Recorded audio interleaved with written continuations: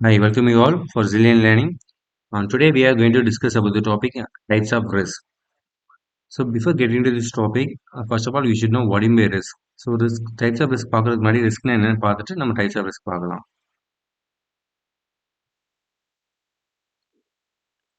And risk is one of the most important factors during the investment process.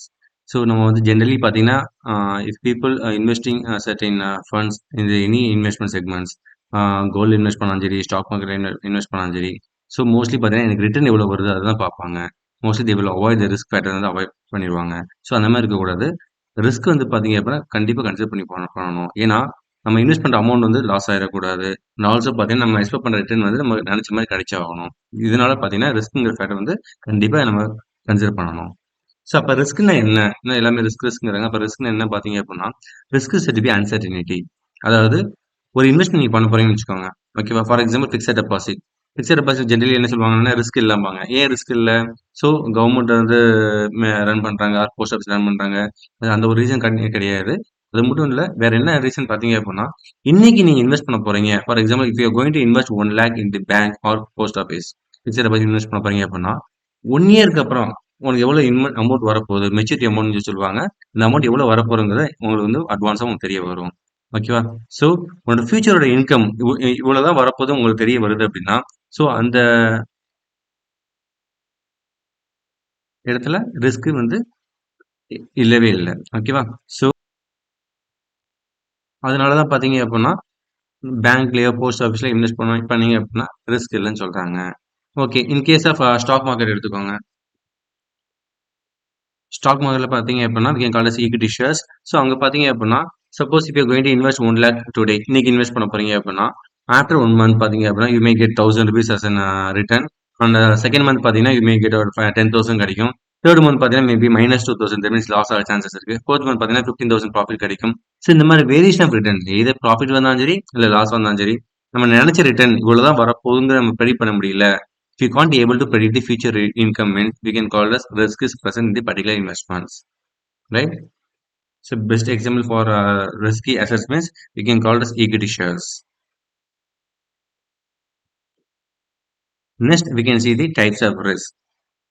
So ரிஸ்க்னா என்ன புரிஞ்சுக்கணும்னு நினைக்கிறேன். So types of risk பார்த்தீங்க அப்படின்னா ஜென்ரலி எப்படி கிளாஸிஃபை பண்ணலாம் அப்படின்னா systematic risk class and second one unsystematic risk.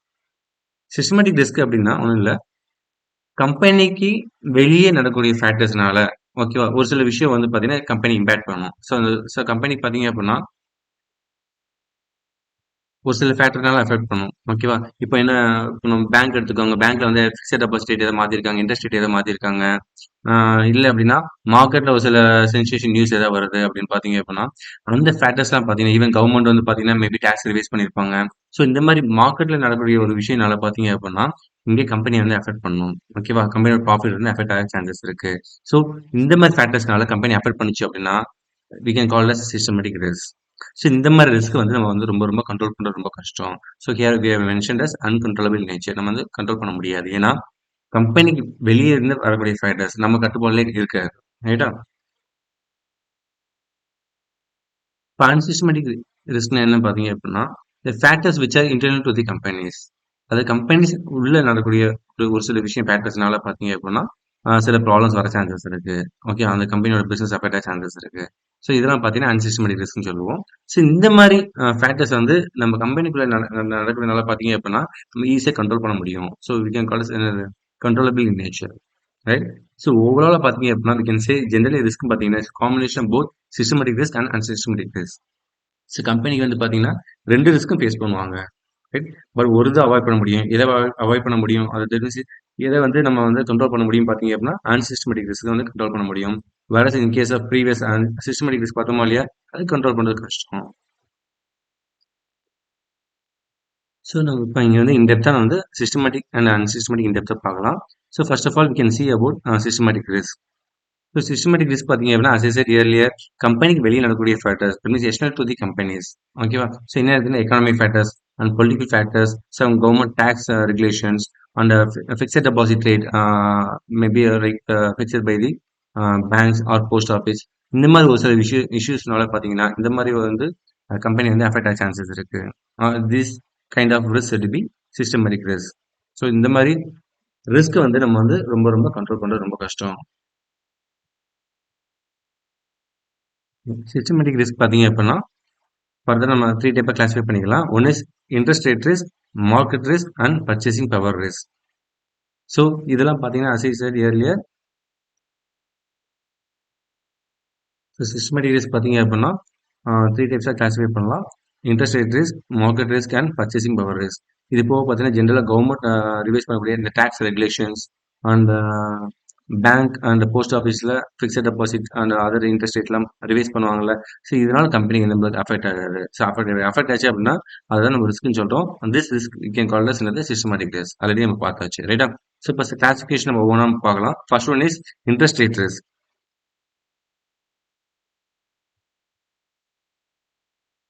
So interest rate risk பார்த்தீங்க அப்படின்னா கம்பெனி இஷ்யூ பண்ணக்கூடிய பாண்ட்ஸாக இருக்கட்டும் இல்லை டிபென்ச்சர்ஸாக இருக்கட்டும், பாண்ட் அண்ட் டிபென்ச்சர் பெரிய டிஃபரன்ஸ் எதுவுமே கிடையாது. கிட்டத்தட்ட இது ஃபிக்ஸட் டெபாசிட் கான்செப்ட் மாதிரி தான் ரைட்டா. ஸோ ஃபிக்ஸட் டெபாசிட் என்ன concept? So lump sum amount invest பண்ண போகிறோம். ஸோ இப்போ investing lump sum amount in fixed deposit what will get interest நமக்கு கையில் கிடைக்கும் ரைட்டா. At end of the maturity period will get the interest. Okay, interest வந்து maturity period வாங்கணும் அவசியம் இல்லை. மீ குவார்டர்லியோ இல்லை ஆஃப் இயர்லியோ வந்து நம்ம வாங்கிக்கலாம். ஆர் மந்த்லி கூட அந்த ரிட்டர்ன் வந்து வாங்கிக்கலாம் ரைட்டா. அந்த ஆப்ஷன் நமக்கு இருக்கு ரைட். ஸோ நான் சொன்ன மாதிரி பாண்ட் அண்ட் டிபென்ச்சர் பார்த்தீங்க அப்படின்னா கம்பெனிஸ் வந்து லெவி சம் இன்ட்ரெஸ்ட் ரைட்டா. இன்ட்ரெஸ்ட் வந்து ப்ரொவைட் பண்ணுவாங்க. பட் இந்த இன்ட்ரெஸ்ட் பார்த்தீங்க அப்படின்னா ஒரு 5 இயர்ஸ்க்கோ 10 இயர்ஸோ வந்து சேஞ்ச் ஆகாது. அந்த மெச்சூரிட்டி பீரியட் அதிலே மென்ஷன் பண்ணியிருப்பாங்க. பட் என்ன ப்ராப்ளம் இந்த இடத்துல வரும் பார்த்தீங்க அப்படின்னா இவங்க இந்த இன்ட்ரெஸ்ட் ரேட் மாறாது. பட் மார்க்கெட்ல பார்த்தீங்கன்னா இதை விட பெட்டர் பாண்ட்ஸ் மேபி அதர் இன்வெஸ்ட்மெண்ட்ல பார்த்தீங்கன்னா இன்ட்ரெஸ்ட் ரேட் ஏதாவது சேஞ்ச் ஆயிருக்கும் ரைட்டா. மேபி ஹையராக இருக்கும் இல்லை லோயராக இருக்கும். இதனால பார்த்தீங்கன்னா நம்ம வந்து கம்பெனிக்கு அஃபெக்ட் ஆகும். ஓகே, இது எப்படி எஃபெக்ட் ஆகுதுன்னு பாருங்க. ரைட். ஜென்ரலா பார்த்தீங்க அப்படின்னா, ஒரு இன்வெஸ்டர்ஸ் எடுத்துக்கோங்க. இன்வெஸ்டர்ஸ் வந்து ஆல்ரெடி இப்போ XYZ கம்பெனில பார்த்தீங்கன்னா, ஒரு பாண்டோ இல்ல டிபாசிட்டோ வாங்கி வச்சிருக்காங்க. ரைட்டா? இப்ப என்ன ஆகும் பார்த்தீங்க அப்படின்னா, வாங்கி வச்சிருப்பாங்க. இப்போ வாங்கும்போது பார்த்தீங்க அப்படின்னா, பாண்ட் வாங்கும்போது 1,00,000 இன்வெஸ்ட் பண்ணி 8% இன்ட்ரெஸ்ட் ஆஃபர் பண்றோம். இல்ல 10% இன்ட்ரெஸ்ட் ஆஃபர் பண்றோங்கிறத என்ன பண்ணியிருப்பாங்க, அந்த பாண்ட்ல மென்ஷன் பண்ணியிருப்பாங்க. ரைட்டா? ஸோ என்ன ஆகும் அப்படின்னா, ஒரு ஆஃப்டர் ஃபியூ மந்த்ஸ் ஒரு 6 மந்த்ஸ்க்கு அப்புறம் 7 மந்த்ஸ்க்கு அப்புறம் வேற ஒரு கம்பெனி ஓகேவா? Maybe like ABC private limited அந்த மாதிரி கம்பெனி பார்த்தீங்கன்னா டிபெஞ்சர் இஷ்யூ பண்ணுவாங்க. அவங்க இன்ட்ரெஸ்ட் ரேட் அதிகமாக ரேட்ல இருந்து இஷ்யூ பண்ணுவாங்க. மேபி 13% ஆர் 15% இஷ்யூ பண்ணியிருப்பாங்க. இந்த சமயத்தில் என்ன ஆகும் அப்படின்னா நம்ம ஆல்ரெடி ஒரு இன்வெஸ்டர் என்ன பண்ணியிருப்போம், 10% பாண்ட் வாங்கியிருப்பாங்கல்ல, அந்த இன்வெஸ்டர்ஸ் இந்த 10% பாண்ட் பார்த்தீங்கன்னா மற்றவங்க செல் பண்ண கூட முடியாது ரைட்டா. ஏன்னா மற்ற இன்வெஸ்டர்ஸ் வாங்குறதுக்கு யாருமே இருக்க மாட்டாங்க. ஏன்னா அதை விட பெட்டர் இன்ட்ரெஸ்ட் ரேட்ல மற்ற கம்பெனில என்ன என்ன கிடைக்கும் அப்படின்னா லைக் 15% ஆஃப் இன்ட்ரெஸ்ட் வந்து குடுக்கறதுனால அங்க போயிருவாங்க. ஸோ நம்ம ஆல்ரெடி வாங்குன இன்வெஸ்டர்ஸ் பார்த்தீங்கன்னா, இது சேல் பண்ண ரொம்ப கஷ்டப்படுவாங்க. சரி ஓகே. ஸோ இங்க பார்த்தீங்க அப்படின்னா, ஏபிசி கம்பெனி வந்து பார்த்தீங்கன்னா, ஜான் 2024ல ஃபார் எக்ஸாம்பிள் 10% வந்து இன்ட்ரெஸ்ட் வந்து குடுக்குறாங்க. அந்த பாண்ட் ஆர் டிபென்ச்சர்ல. ஓகே. ஸோ அந்த இன்வெஸ்டர்ஸ் பார்த்தீங்க அப்படின்னா, ஏபிசி வந்து இன்வெஸ்ட் பண்ணியிருப்பாங்க. ரைட்டா? ஏபிசி கம்பெனில இன்வெஸ்ட் பண்ணியிருப்பாங்க. But after few months maybe 1 or 2 months or maybe after 6 months என்ன ஆகும் பார்த்தீங்க அப்படின்னா, மத்த கம்பெனிஸும் பார்த்தீங்கன்னா, இந்த பாண்ட் இஷ்யூ பண்ணுவாங்கல்ல. So for example XYZ company பார்த்தீங்கன்னா, தே ஆஃபர் 50% இன்ட்ரெஸ்ட் இந்த மந்த் ஆஃப் பிப்ரவரி 2024. இப்போ என்ன ஆகும் அப்படின்னா, ஏபிசி வாங்கியிருப்பாங்கல்ல, ஏபிசி கம்பெனில பாண்ட் ஆர் டிபென்ச்சர் இன்வெஸ்ட் பண்ணியிருப்பாங்கல்ல, அந்த இன்வெஸ்டர் பார்த்தீங்க வாங்கின பாண்ட் வந்து செல் பண்ண ரொம்ப கஷ்டப்படுவாங்க. ஏன்னா அது வாங்குறதுக்கு யாருமே இருக்க மாட்டாங்க. பிப்ரவரி மந்த்ல யாருமே இருக்க மாட்டாங்க. ஏன் இருக்க மாட்டாங்கன்னா, அதர் இன்வெஸ்டர்ஸ் பார்த்தீங்கன்னா, தே வில் பிரிஃபர் என்னது XYZ. ஏபிசி கம்பெனிய விட XYZ வந்து they offering more kind of interest. ஓகேவா? 15% ஆஃபர் பண்றாங்க. விச் இஸ் அபோவ் என்னது 10%. ரைட்? ஸோ அந்த மாதிரி கேசஸ்ல பார்த்தீங்கன்னா, all buyers they will prefer XYZ. அப்ப ஆல்ரெடி ஏபிசி கம்பெனி வாங்கின பையர்ஸ் இருப்பாங்க இல்லையா? அத வந்து சேல் பண்ண முடியாம கஷ்டப்படுவாங்க. So இந்த மாதிரி ரிஸ்க்லாம் பார்த்தீங்கன்னா, we can called as interest rate risk. Next we can see market risk. So market risk பார்த்தீங்க அப்படின்னா, எது அஃபெக்ட் பண்ணும் பார்த்தீங்க அப்படின்னா, ஷேர்ஸ் மெயின் அஃபெக்ட் பண்ணும். ஓகேவா? ஃபார் எக்ஸாம்பிள் இப்போ இந்தியாவில் பார்த்தீங்கன்னா ஸ்டாக் மார்க்கெட்ல லீடிங் எக்ஸ்சேஞ்ச் எடுத்துட்டீங்க அப்படின்னா NSC and BSE that means National Stock Exchange and Bombay Stock Exchange BSE ரைட்டா. ஸோ இந்த என்எஸ்சி அண்ட் பிஎஸ்சி எடுத்துட்டீங்க அப்படின்னா என்எஸ்சி அண்ட் பிஎஸ்சியோட சிம்பிள் பார்த்தீங்க அப்படின்னா Nifty and Sensex. Nifty is an index of NSE ரைட்டா. Sensex is an index of என்னது BSE Bombay Stock Exchange right. So இந்த மார்க்கெட் பார்த்தீங்க அப்படின்னா இந்த மார்க்கெட்ல நடக்கக்கூடிய ஃபிளக்சுவேஷன்ஸ் வந்து இண்டிவிஜுவல் கம்பெனியோட ஷேரை வந்து அஃபெக்ட் ஆக சான்சஸ் இருக்கு. அப்படி அஃபெக்ட் பண்ணுச்சுன்னா we can call as market risk right.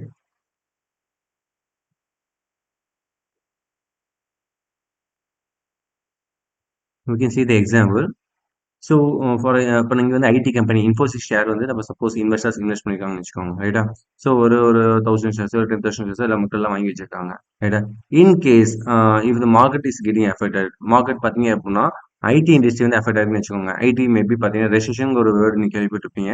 Recession அப்படின்னா பொருளாதார தேக்க நிலை, அதாவது எக்கனாமிக் வந்து ரொம்ப புவரா டவுனாக இருக்கும்.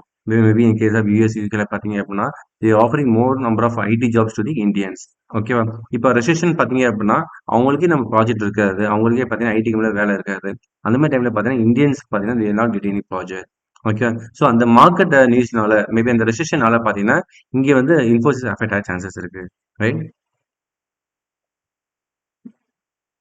Even in some cases Infosys share வந்து நல்ல ரிட்டர்ன் வந்தா கூட இந்த மார்க்கெட் சென்சேஷன் சொல்லுவாங்கல்ல, இந்த நிஃப்டி அண்ட் சென்செக்ஸ், ஸோ அதில் ஐடி இண்டஸ்ட்ரி அஃபெக்ட் ஆனாலும் பார்த்தீங்க அப்படின்னா இவன் வந்து இன்ஃபோசிஸ் தனியாக பெர்ஃபார்ம் பண்ணா கூட அந்த ஷேர் பிரைஸ் வந்து அஃபெக்ட் ஆக சான்சஸ் இருக்கு, ரைட்? ஸோ அது மாதிரி தான் மற்ற இண்டஸ்ட்ரி எடுத்துக்கோங்க, ஆட்டோமொபைல் எடுத்துக்கோங்க. இப்போ ஹூண்டாய், ஃபோர்டு அதெல்லாம் இருக்கு. இப்போ ஹூண்டாயோட ஷேர்ஸ் வந்து நல்லா போயிட்டு இருக்கு. பட் இன்கேஸ் ஆட்டோமொபைல் வந்து பார்த்தீங்க அப்படின்னா ஓவரால் ஆட்டோமொபைல் பிசினஸ் டவுன் ஆயிருச்சு, இல்லை ரா மெட்டீரியல்ஸ் எதுவும் கிடைக்காம ஷார்ட்டேஜாக இருக்கு அப்படிங்கிற பட்சத்தில் பார்த்தீங்கன்னா ஹூண்டாயோட ஷேரும் பார்த்தீங்கன்னா அஃபெக்ட் ஆக சான்சஸ் இருக்கு, ரைட்டா? ஸோ ஜென்ரலாக மார்க்கெட் நடக்கக்கூடிய நியூஸ் வந்து பார்த்தீங்கன்னா இங்கே வந்து இம்பாக்ட் பண்ணும், இண்டிவிஜுவல் கம்பெனியோட ஷேர் வந்து இம்பாக்ட் பண்ணும். ஸோ அந்த மாதிரி இம்பாக்ட் பண்ணுச்சு அப்படின்னா இந்த ரிஸ்க்கை தான் மார்க்கெட் ரிஸ்க்னு நம்ம சொல்கிறோம், ரைட்?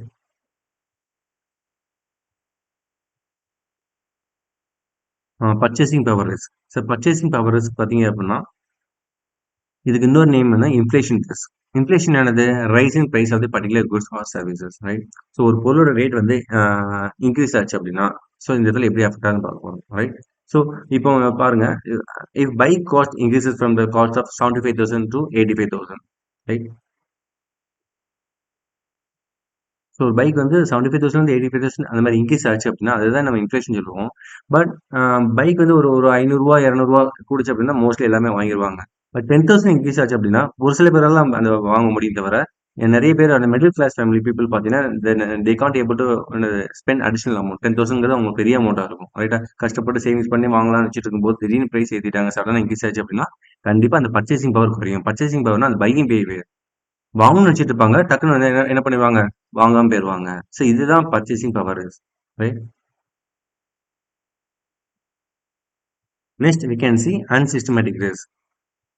அன்சிஸ்டமேட்டிக் ரிஸ்க் ஆல்ரெடி பார்த்துட்டோம், which is internal to the company within the firm or within the ஆர்கனைசேஷனுக்குள்ள பார்த்தீங்க அப்படின்னா ஒரு சில ஃபேக்டர்ஸ்னால பார்த்தீங்க அப்படின்னா ரிஸ்க் வந்து அஃபெக்ட் ஆக சான்சஸ் இருக்கு, கம்பெனி வந்து ரொம்ப ப்ராஃபிட் அஃபெக்ட் ஆக சான்சஸ் இருக்கு, ரைட்டா? ஸோ எக்ஸாம்பிள் பார்த்தீங்க அப்படின்னா லேபர் வந்து சடன் ஸ்ட்ரைக் பண்ணுவாங்க, மேபி பொங்கல் போனஸ் வேணும், அது வேணும், இது வந்து ஸ்ட்ரைக் பண்ணுவாங்க. சப்போஸ் ஸ்ட்ரைக் பண்றாங்க அப்படின்னா அன்னைக்கு டே வந்து ப்ரொடக்ஷன் ரன் ஆகாது. ஸோ ப்ரொடக்ஷன் ரன் ஆகலை அப்படின்னு பார்த்தீங்க அப்படின்னா என்ன ஆகும், மேபி அந்த கஸ்டமர்ஸ் கேட்ட ஆர்டர் வந்து போய் டக்குன்னு போய் டெலிவரி ஆகாது. ஸோ தட் என்னது சேல்ஸ் வந்து டவுன் ஆகும், ப்ராஃபிட் டவுன் ஆகும். ஸோ இதனால பார்த்தீங்கன்னா கம்பெனிக்கு வந்து பெரிய ரிஸ்க் இருக்கும். இந்த ரிஸ்க் தான் என்ன சொல்றாங்க, அன்சிஸ்டமேட்டிக் ரிஸ்க் தராங்க. ஓகேவா? Not only that, even raw material ஷார்ட்டேஜா இருக்கும், ரா மெட்டீரியல் வரலைன்னா கூட என்னது ப்ரொடக்ஷன் வந்து ஸ்டார்ட் பண்ண முடியாது. ஸோ இந்த மாதிரி மெனி ரீசன்ஸ் இருக்கு. ஸோ பட் இந்த மாதிரி இதெல்லாம் பார்த்தீங்க அப்படின்னா வி கேன் ஈஸிலி கண்ட்ரோல். எப்படி கண்ட்ரோல் பண்ணலாம்னா நம்ம வந்து ஆல்டர்னேட்டிவ் சொல்யூஷன் நம்ம எப்பயுமே வச்சுக்கணும். ஓகே, இப்போ வந்து இப்போ பார்த்தீங்க அப்படின்னா ரா மெட்டீரியல் நமக்கு கிடைக்கலையா, அப்போ என்ன பண்ணணும் அப்படின்னா நம்ம வந்து செகண்ட் ஆல்டர்னேட்டிவ் சப்ளை வந்து நம்ம ப்ரிஃபர் பண்ணி வைக்கணும் முன்னாடி. ஓகே, இந்த ரேட்டுக்கு இந்த சப்ளை வந்து சப்ளை பண்றாங்க பட்சத்தில் இன்கேஸ் அவங்க சப்ளை பண்ணல அப்படின்னா ஆல்டர்னேட்டிவ் சோர்ஸ் ப்ரிஃபர் பண்ணி வைக்கணும், ரைட்? ஸோ அதனால easily we can control this kind of unsystematic risk. So unsystematic risk வந்து ஃபர்தர் எப்படி கிளாஸிஃபை பண்ணலாம்னா one is business risk, second one is financial risk.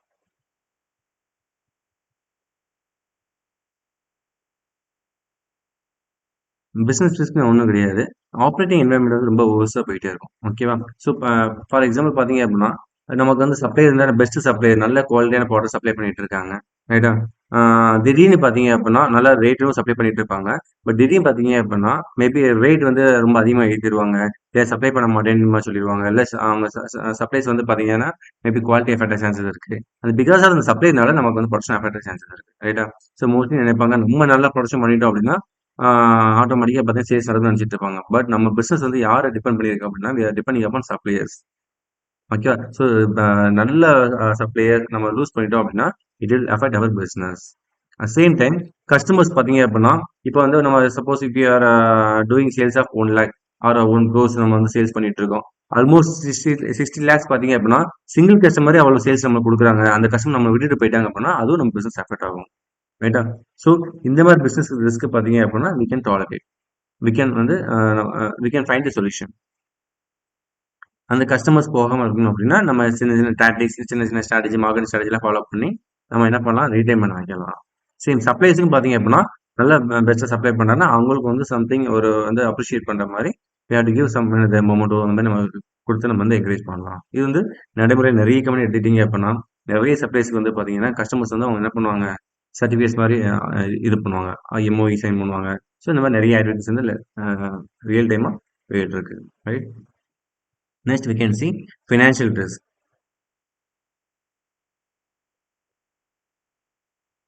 Okay, financial risk. Financial risk பார்க்கறது முன்னாடி பார்த்தீங்கன்னா, we should know the meaning for financing. Okay, ஒரு கம்பெனிக்கு வந்து பார்த்தீங்க அப்படின்னா, பிசினஸ் ரன் பண்றதுக்கு they want finance. That means fund தேவைப்படும். அந்த ஃபண்ட் பார்த்தீங்கன்னா, அதை ஃப்ரேம் பண்ணக்கூடிய ப்ராசஸ் பார்த்தீங்க அப்படின்னா, we can call as capital structure. Capital ஸ்ட்ரக்சர்னா ஒன்றும் கிடையாது. It's a combination of debt and equity.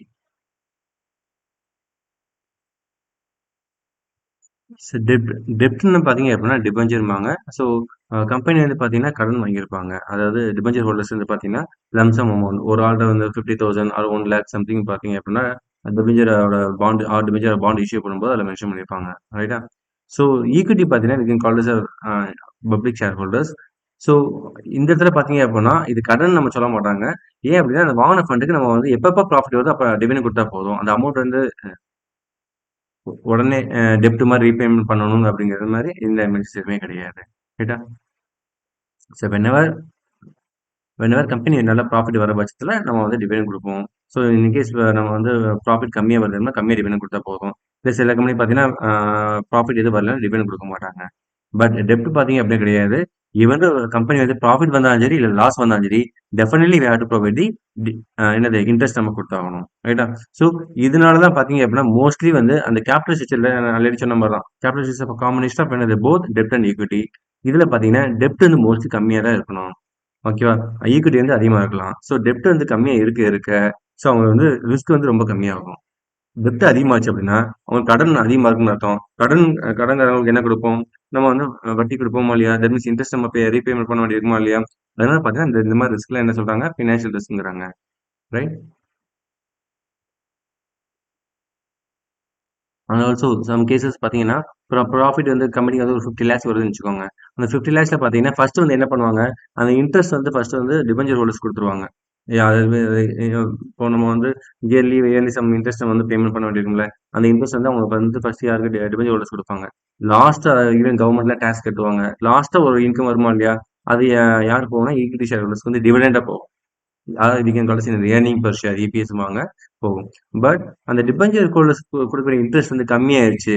அது அவங்கள்ட்ட நிறைய பேர் ஃபண்ட் வாங்கல, கடன் வாங்கல அப்படின்னா, அந்த இடத்துல கம்மியா தான் எக்ஸ்பென்ஸ் ஆகும். கம்மியா எக்ஸ்பென்ஸ் ஆக ஆக கீழ லாஸ்ட்ல கிடைக்கக்கூடிய ஈக்விட்டி ஷேர் ஹோல்டர்ஸ் அந்த டிவிடெண்ட் வந்து அதிகமா கிடைக்க சான்சஸ் இருக்கு. ரைட்டா? ஸோ அதனால பார்த்தீங்கன்னா, மோஸ்ட்லி ஒரு கம்பெனி பொறுத்தவரைக்கும் பார்த்தீங்க அப்படின்னா, டெப்ட் கம்மியா இருந்தா நல்லது. ஈக்விட்டி அதிகமா இருந்தா மச் பெட்டர். அப்படி இல்ல அப்படின்னா, they will face the financial risk.